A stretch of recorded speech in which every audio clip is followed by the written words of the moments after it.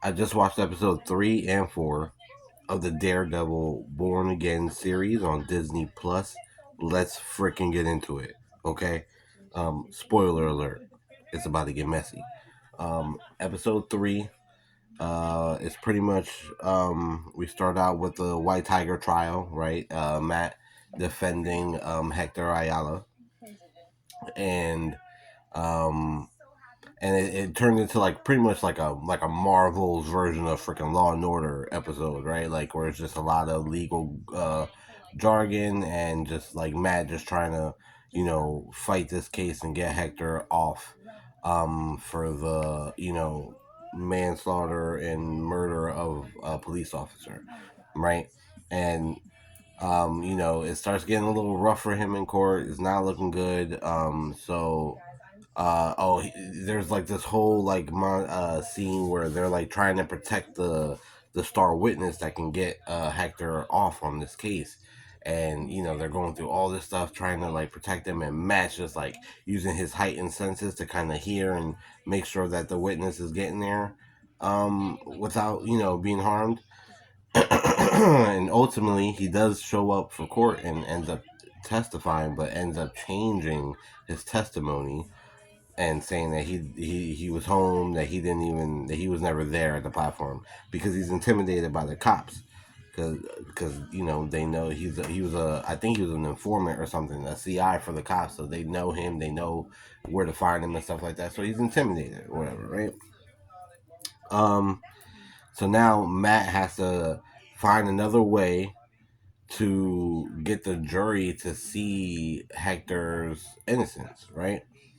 So, although in the previous episode he told the judge that he was like, "Yo, we can't use any of the vigilante stuff, like, like obviously the cops found out, and Matt found out that Hector was the White Tiger or is the White Tiger, even though he wasn't the White Tiger at the time of the incident. Like he wasn't using his powers, he wasn't in a costume or anything. But the fact that outside of that incident, normally this dude is dressing up as the White Tiger." Was shout out to getting the first Puerto Rican like superhero in a Marvel series, like White Tiger all day. Um, but anyway, so he's trying to make it so they can't use the fact that they know that Hector Ayala is the White Tiger in court, right? But now because his star witness has changed his testimony, he feels the need to like forcefully like put this information out. He has to rely on the jury having sympathy for Hector Ayala because he spends his time saving people, right? So he throws this curveball in the court, and he reveals the fact that Hector Ayala is the White Tiger. The judge gets mad, brings him in the chambers and stuff, and he's like, "Oh, like pretty much you said you were gonna do this," and he's like, "Well, now we have no choice. Like you forced my hand, I gotta let this information fly." So Matt goes and proceeds to try to convince the jury, showing them case after case, all these officers who also filed reports that stated how helpful the White Tiger was in all these different situations. Pretty much just speaking to Hector Ayala's character as a good, upstanding citizen, right? Ultimately, after the whole trial, this gets him off. The jury renders their verdict. They find him not guilty. Hector Ayala gets off, right?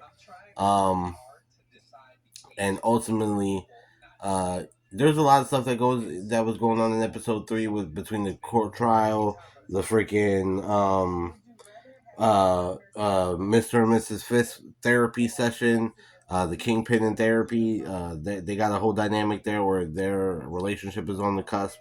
Um, the whole witness thing, I went through that already.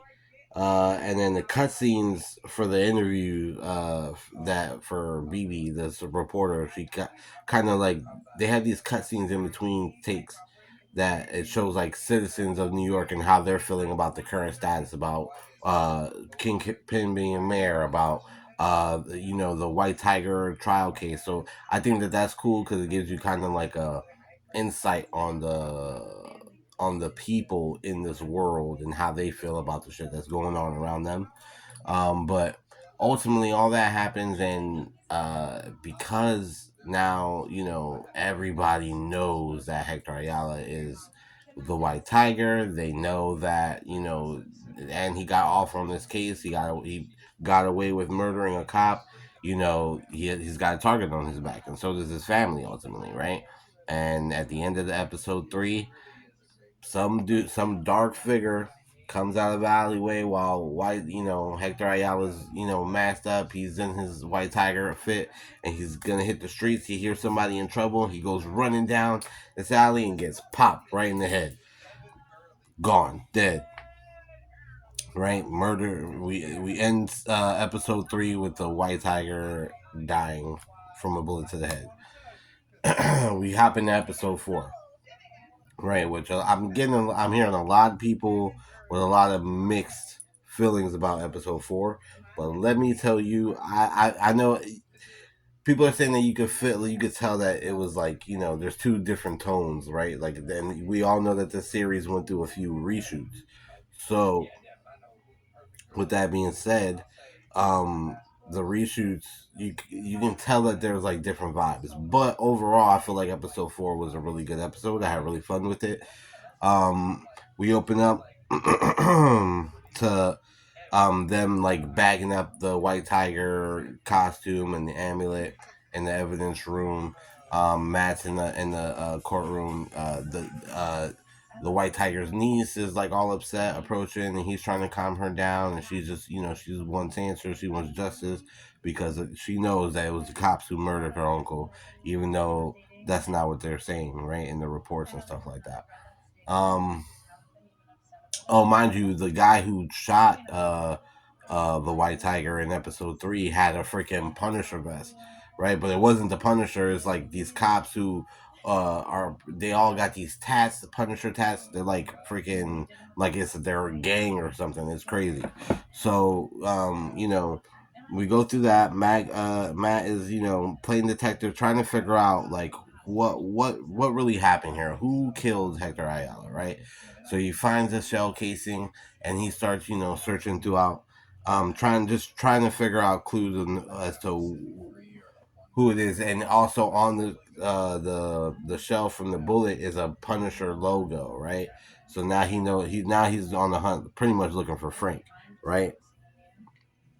Um, the interaction he has with that cop that beat him up in episode 2.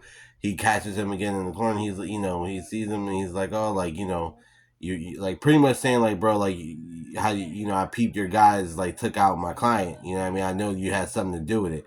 And the cop's like, no, I ain't have nothing to do with it. And if you keep poking the situation, like, I'm gonna come with more people, and we're gonna come whip your ass. And Matt's just like, well, you're gonna have to bring a lot more people than what you did last time if you want that to play out differently. You know what I mean? Which was it was a crazy line. He said, yeah, you'll have to bring more than what you did the last time we met. Like, that was a gangster line from Matt. Loved it. Um, then you go through Matt dealing with this other case, this petty case of this guy who stole some like caramel corn from a store, and they kind of like reiterate this little case or whatever. But I think it was to highlight the injustices of the court system, right? Like, this black guy gets locked up for petty theft, and they're trying to throw the book at him, and Matt is trying to do his best to get him whatever little time or whatever, but he can't get him just off scot free. He has to do some type of time, like a couple days or whatever the case is, right? And the dude is just like flipping out. He's like, bro, I can't be here for a couple of days because my food stamps gonna get cut off. I gotta eat out the garbage and all this other crazy crap, right? Which we hear, we get it, like highlighting those injustices. I just felt like it kind of like they're trying to show you and highlight the internal struggle of Matt Murdock, right? Like, which is something I always loved about the Daredevil character and Matt Murdock as a character, because he's not just like a vigilante that just chooses, just to dress up and beat people up, right, in a costume, but he's also this guy who's trying to fight crime from the right side of the law, right? He's trying to do it from within the system and is actively seeing it every day, the system fail, And right now, in this particular point of time where we find him in this series, is he's actively trying not to be the Daredevil, right? Even though that's who he really wants to be, that's him. He is Daredevil, but he's choosing to bury that part of himself and try to be a good guy and let the system and believe in the system. But the system is cracked, it's broken, it don't work, and he's seeing proof of this every day. And this petty crime helps highlight that, right? And then, like I said, amidst that, him dealing with the petty case, whatever, he's still investigating, trying to find Frank and confront him to see if he had anything to do with the killing of Hector Ayala. And we get the intro. He finds him in this, like, I don't know, underground lair, fucking janitor closet type of situation, and we get our intro of freaking John Bernthal's Frank Castle, which I want to do a whole separate video just highlighting this dude, bro, because I really genuinely believe that John Bernthal was born to play the Punisher. He just exudes that character's being, bro. Like, it's like literally ripping him off the pages of the comic book and throwing him in real life, right? Like, the minute that you see him, he's like screaming, charging at Matt, and because I guess he doesn't recognize him at first, right?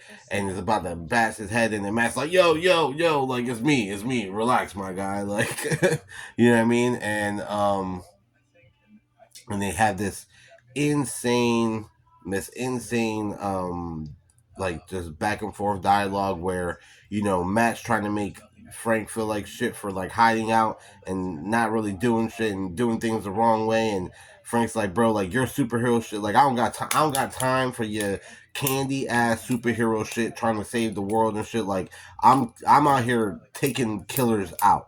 I'm eliminating crime for real. People murder, I'm murdering them. Like, fuck. And then he even brings up, like, how did your superhero shit help you with your best friend? You locked up a guy, you locked up Bullseye, he got out and he killed your best friend, and what are you doing about it? Nothing. You put it down. You stop being a superhero altogether. Say, you know what I think you came for? You came for my permission. You came here to see if it was okay for you to go out and still do the Daredevil thing and beat people up the way you want to beat people up. That's not how he said it. I'm obviously I'm paraphrasing, but nonetheless, like, the it was just a really, really, really good fucking scene. That I feel like Charlie Cox and fucking John Bernthal ate up all the way, bro. Like, all the freaking way. Um, uh, and I think that it really did help Matt get past or help address his grief, because there's a line that Punisher says in there. He says, like I see my son every day.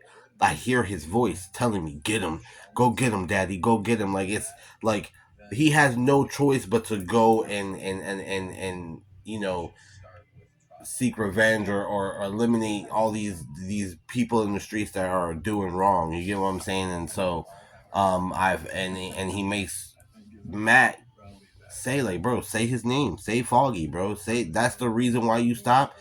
You think that's what he would want you to do? Like, what are you gonna do to stop that from happening to somebody else? You know. So, and they go back. Matt and Kingpin, subsequently, they end up starting to go back into their falling back into their old ways. Matt goes back to his crib, opens up the layers, and you get to see he has like 6 different masks. He's got like 2 black ones, the a gold one, a yellow one, and two red ones, I believe. One bright red, like from the comic books, and one of the burgundy reds, which I believe is from the original Netflix series. But dude, so fire. He grabs his billy club and he heads to the rooftop, and he's just like practicing with his billy club. Meanwhile, Kingpin is walking past the mural with the blood splatter on it from the Netflix series, and he's eating his eggs or whatever the hell, while watching this captive prisoner dude this guy who slept with his wife in the Netflix series. He's got him captive, held in a cage in his office. while he eats his food. Uh, but their moral is that they're getting back to their roots, right? They're starting to realize that they can't continue to suppress the real them, right? And then you get another glimpse at this Muse character, which the character design for Muse, bro, is insane. Super creepy. I think it's probably one of the best um like comic book accurate like villain costumes, especially if we're talking about in Marvel. Super really good. Um and also super creepy. Like that dude creeps me the fuck out. But he's like draining people of blood and using it to paint morals and stuff like that. Like I cannot wait for the confrontation of Muse and Daredevil. And also like I don't know how many more episodes I don't know how many episodes are in this season, but we cannot keep going episodes without Matt in the costume. Put the freaking costume on him. It's a beautiful costume. I need him in it like now. All right? I'm gonna keep watching, see how this season goes. But so far, I'm digging it. If you aren't watching it, please go watch it. If you are watching it, let me know what you think, how you feel about it. Yeah, let's go. 22's review.